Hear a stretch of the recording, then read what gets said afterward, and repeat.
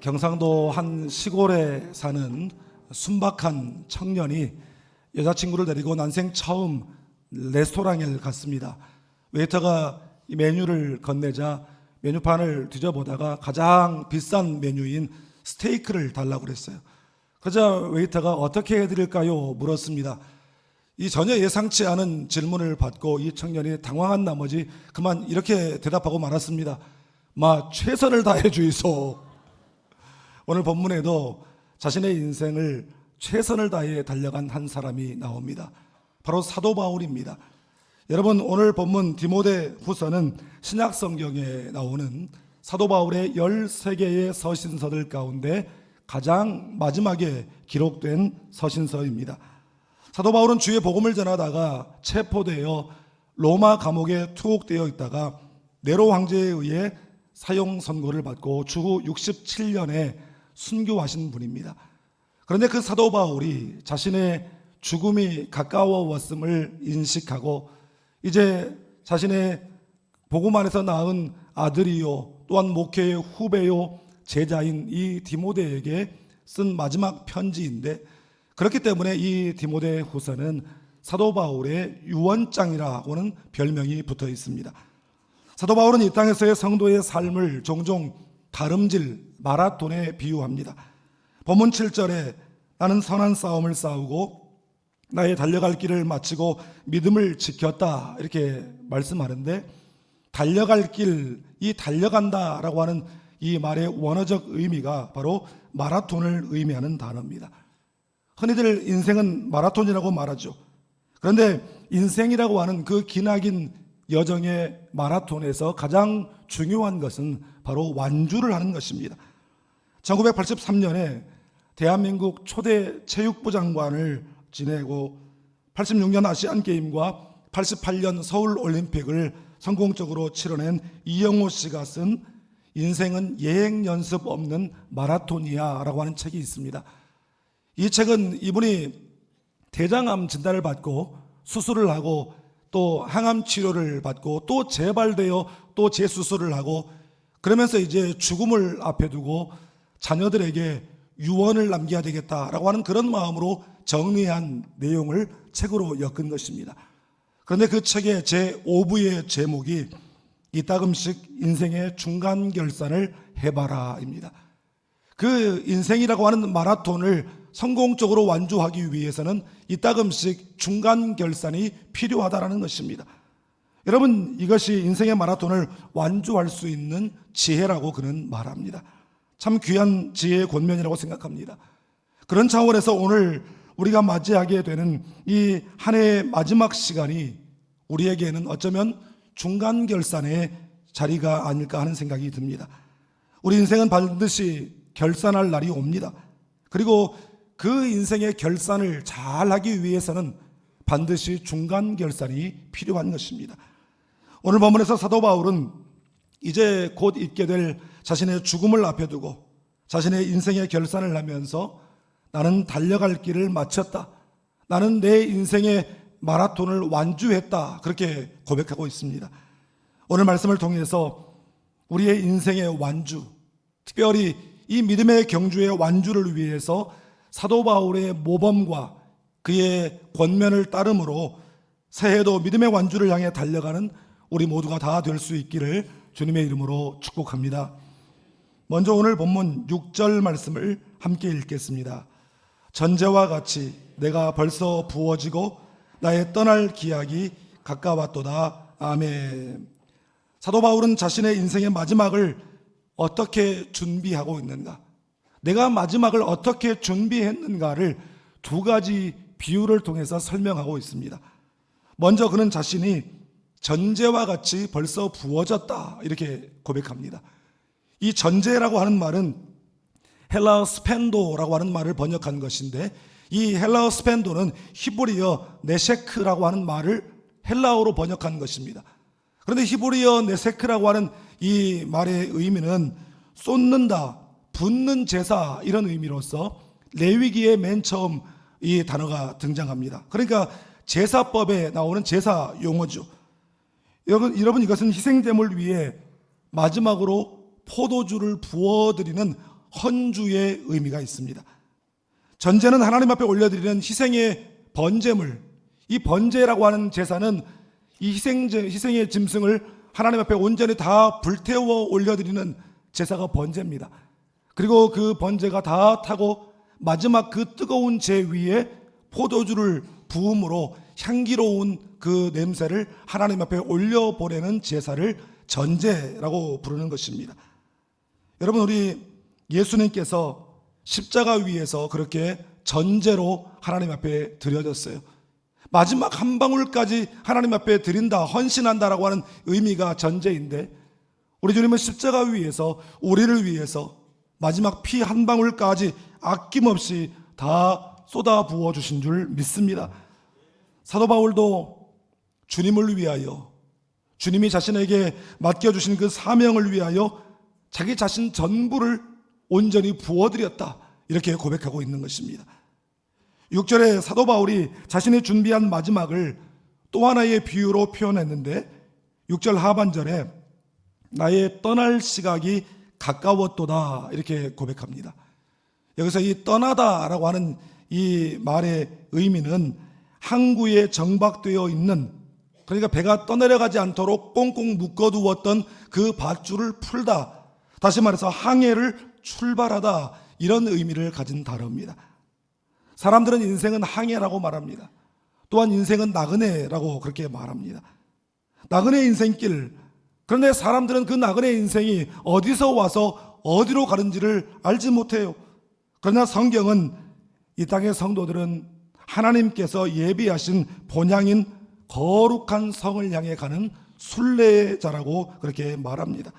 그렇기 때문에 우리는 우리의 인생 여정의 마지막을 늘 준비하며 살아야 되는 것입니다. 예전에 많이 불렀던 그 복음성가 찬양 중에 미국의 복음성가 가수요 작곡가였던 존 피터슨이라고 하는 분이 지은 예수 인도하셨네라고 하는 찬양이 있습니다. 우리 이 찬양 아시는 분들 1절만 후렴 없이 한번 불러보겠습니다. 내 인생 여정 끝내요 강 건너 언덕 이를 때 하늘 문 향해 말하리 예수 인도하셨네. 아멘. 여러분, 이 찬양의 가사, 사도 바울의 심정과 같은 이 고백이 우리의 인생의 결산의 아래 고백이 될 수 있기를 주님의 이름으로 축복합니다. 성 어거스틴은 오늘이 나의 마지막 날이라면, 이것을 늘 생각하면서 살았다고 그래요. 그러면서 그가 3가지를 했다고 합니다. 첫째, 하나님께 죄를 회개하고, 둘째, 이웃과 화목하고, 셋째, 나에게 주어진 일에 최선을 다함으로 후회 없는 삶을 살았다는 것입니다. 여러분, 지옥에 가면 여기저기서 껄껄껄 하는 소리가 들린대요. 뭐가 좋아서 그냥 웃는 소리가 아니라 우는 소리인데, 왜 무슨 우는 소리냐면 그때 그러지 말걸, 그때 잘할걸, 그때 믿을걸, 좋게 말할 때 들을걸, 그러면서 껄껄껄 하면서 후회하면서 운다는 것이에요.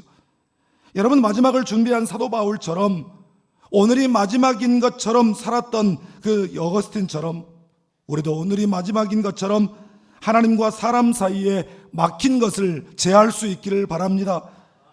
여러분, 하나님 앞에서는 회개하고 사람 앞에서는 화해하는, 그래서 후회 없는 삶을 살아가는 우리 모두가 될 수 있기를 주님의 이름으로 축복합니다. 다음으로 본문 7절 상반절을 함께 읽겠습니다. 나는 선한 싸움을 싸우고, 아멘. 사도 바울은 자신이 선한 싸움을 싸웠다는 것이에요. 여기서 이 싸움이라고 하는 말은 헬라어 아고나라고 하는 말을 번역한 것인데, 이 아고나라고 하는 것은 격한 운동 경기의 상황을 표현할 때나 혹은 치열한 전쟁을 표현할 때 쓰는 단어입니다. 사도 바울은 자신의 인생이 전쟁 같은 인생이었다는 것이에요. 그는 본래 히브리인 중에 히브리인이요, 율법으로는 바리새인이요, 열심으로는 교회를 박해하고 율법의 의로는 흠이 없는 자라고 자부할 만큼 정통 엘리트 코스를 밟고 그야말로 젊은 나이에 종교 권력과 정치 권력의 중심의 차세대 주자였던 사람이 바로 사도 바울이었습니다. 그러던 사람이 예수쟁이들을 잡아 죽이기 위해 혈안이 되어 다메섹으로 향하던 도중에 부활의 주님을 만났어요. 그야말로 태양보다 강력한 빛이 그에게 비춰졌고 그때 음성이 들려오죠. 사울아 사울아 네가 어찌하여 나를 박해하느냐. 주여 네시니까 나는 내가 박해하는 예수라. 바로 그 순간 그의 인생이 180도 달라집니다. 그의 인생이 근본적으로 뒤집어졌어요. 세상의 관점으로 볼 때에 그가 잘 나가던 사람이 하루아침에 그의 인생이 뒤집어진 것입니다. 성공과 안락과 명예와 권세를 뒤로하고 고난과 천대와 약함과 실패자의 인생을 살기 시작했어요. 고린도후서 1장 23절 이하의 고백을 보십시오. 여러분, 그 사람이 뭐가 아쉬워서 고생을 다 하고 감옥에 갇히고 죽을 만큼 매를 맞고 돌로 침을 당하고 배를 타고 가다가 파선을 당하고 바다 한가운데서 표류를 당하고 강도를 만나고 살해의 위협을 당하고 잠 못 자고 굶주리고 춥고 배고프고 여러분 헐벗음을 겪으며 사느냐 말입니다. 예수 만나고 나서 그의 인생 자체가 싸움이었고 전쟁이었습니다. 여러분, 사도 바울의 싸움은 그러나 우리가 싸우는 그런 1차원적이고 이기적인 싸움이 아니에요. 사도 바울이 말하는 선한 싸움이란 혈기로 싸우는 싸움이 아니라 악한 영을 상대로 하는 영적 싸움인 줄 믿습니다. 여러분, 선한 싸움이라고 하는 것은 우리의 경기로 표현하면 페어플레이를 하는 것입니다. 규칙대로 규칙을 잘 지키면서 정정당당히 싸우는 것이에요. 여러분, 이처럼 선한 싸움이라고 하는 것은 사도 바울에게 있어서도 규칙대로 선한 싸움을 싸웠다는 것입니다. 이 말은 주님이 주신 말씀대로 말씀을 따라 자신에게 주어진 사명 앞에 최선을 다했다라고 하는 그런 고백인 것입니다. 어떤 목사님이 꿈을 꾸었어요. 그런데 그 꿈에 죽어 천국에 갔는데 그 자기 뒤로 총알택시 기사도 죽어서 천국에 들어오고 있더랍니다. 그런데 천국 문지기인 베드로가 나와서 하는 말이, 목사님은 저쪽 지옥길로 가시고 총알택시 기사는 저 천국길로 가십시오. 그렇게 이야기하는 거예요. 목사님이 화가 단단히 났습니다. 이게 무슨 소리냐고. 내가 일평생 복음 전하고 설교하다가 왔는데 어떻게 나한테 지옥길로 가라고 하고 교통법규 다 위반하고 사람들 간 떨리게 만들었던 이 총알택시 기사는 천국 가라고 합니까? 무슨 착오가 있는 것 아니요? 그랬더니 베드로가 하는 말이 착오는 없습니다.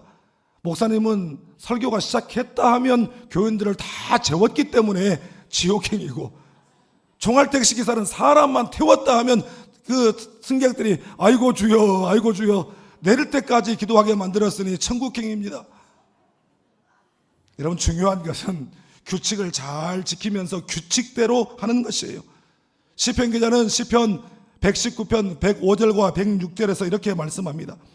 주의 말씀은 내 발의 등이요 내 길의 빛이니이다. 주의 의로운 규례들을 지키기로 맹세하고 굳게 정하였나이다. 여러분, 우리 크리스찬들에게 주신 규례, 규칙이 뭐겠습니까? 바로 하나님의 말씀인 줄 믿습니다. 하나님의 말씀을 늘 가까이 할 수 있기를 바랍니다. 여러분, 새해에도 우리가 힘을 내서 성경 읽기를 향해서 달려가야죠. 새해 성경 통독은 이제 그리스도 중심의 성경 읽기로 새벽기도 말씀과 함께 병행하여 우리가 함께 진행될 것입니다. 여러분, 새해에도 말씀 읽기, 말씀 묵상, 말씀 순종을 통해서 선한 싸움을 싸우고 승리하는 한 해가 될 수 있기를 주님의 이름으로 축복합니다. 마지막으로 본문 7절 하반절을 함께 읽겠습니다.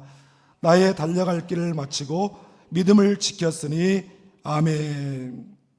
사도 바울은 인생의 마지막 순간 자신의 자신의 사명 앞에서 나의 달려갈 길을 마쳤다 이렇게 말하고 있습니다.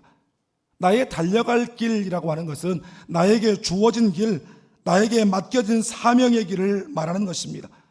자기에게 주어진 길, 자기에게 맡겨진 그 사명의 길을 다 완주하고 결승선 테이프를 끊고 관중들의 그 환호와 박수갈채를 받는 그러한 장면을 묘사하고 있는 것입니다.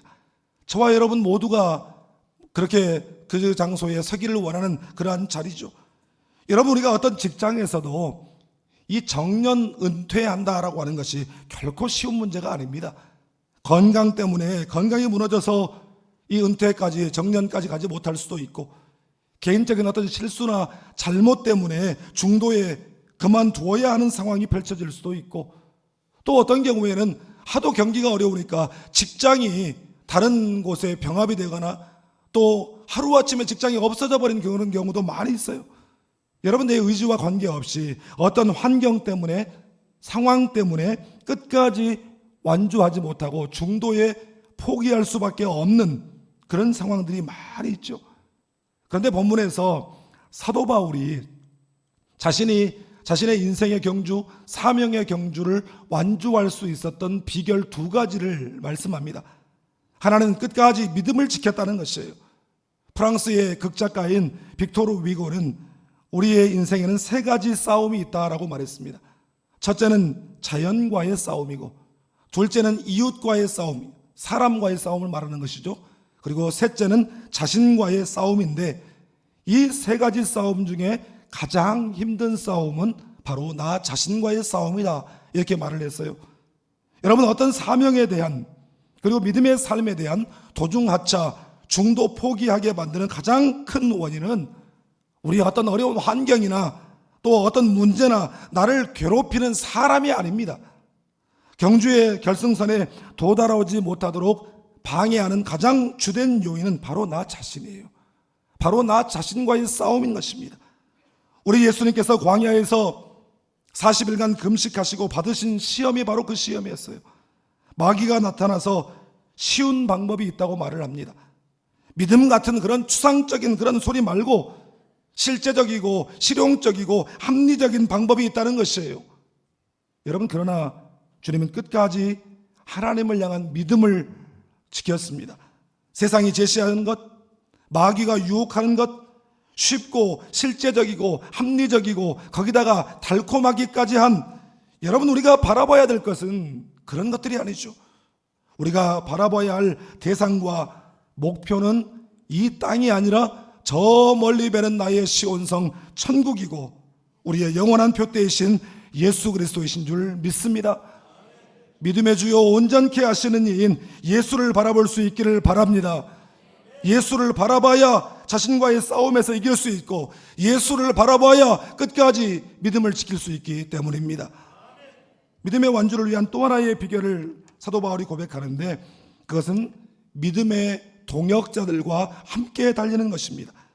여러분, 우리가 잘 아는 아프리카 속담이 있죠. 빨리 가려면 혼자 가고 멀리 가려면 함께 가라, 이 말이 있습니다. 여러분, 인생이라고 하는 장거리 마라톤에는 반드시 함께 뛰는 러닝메이트가 필요한 것입니다.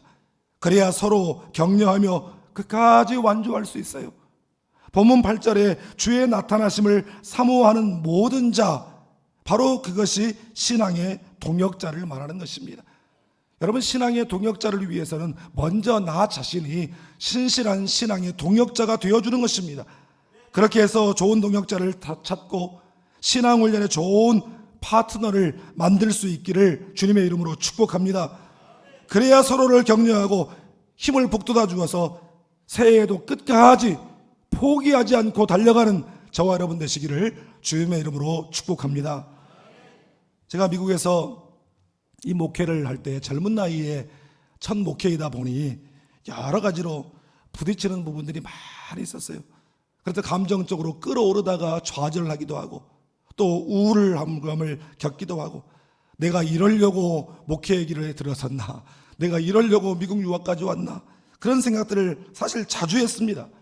그런데 교회 안에 연세가 드신 분 중에 왕년에 좀 놀았다는 분이 계셨어요. 그래서 이분이 외모만 봐도 그냥 무섭고 포스가 그냥 강력하게 느껴지는 그런 분이었어요. 그런데 한 번은, 이분이 말도 거침이 없는 분인데, 한 번은 이분이 제 모습을 보고 어깨가 축 처져 보인다고 그러시면서, 목사님 무슨 일이 있어요? 그러면서 하는 말이, 말씀만 하세요, 애들 풀 테니까, 그렇게 말씀하시네요. 아유, 그런 거 없다고, 풀지 말라고 절대. 그런데 그분이 가는데, 제가 뒤돌아서서 가는데, 이게 아무 이유 없이 제 마음에 이 묵은 채증이 내려가는 듯한 그런 마음이 들면서 혼자 확 그냥 애들 풀어, 그런 마음이 드는 거예요. 여러분, 오늘 본문 말씀을 제가 묵상하면서 이 8절 말씀을 묵상하면서 그렇게 은혜가 되고 감격이 되면서 바로 그 시절 그 첫 목회의 그 경험이 생각이 나더라고요.